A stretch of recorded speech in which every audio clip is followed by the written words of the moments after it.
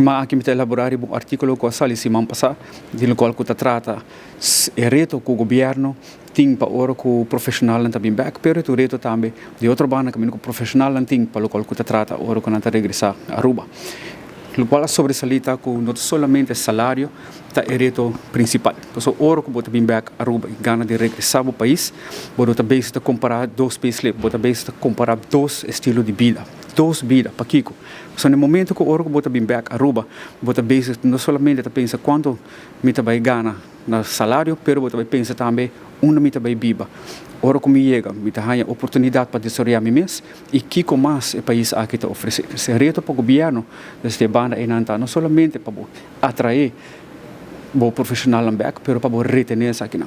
So, durante hopi ano nosso papel de local que trata é brain drain, é agora que na Aruba me vai enfocar arriba local que brain gain.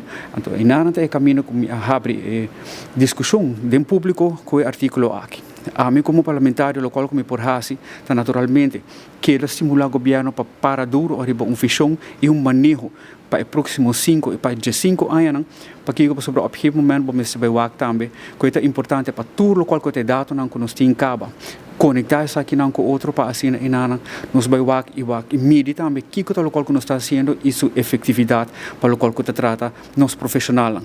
Sobre o reto, nós trouxe uma vez mais, não diz somente para o back regressar ao país, mas como seguir desenvolver aqui na Aruba mesmo.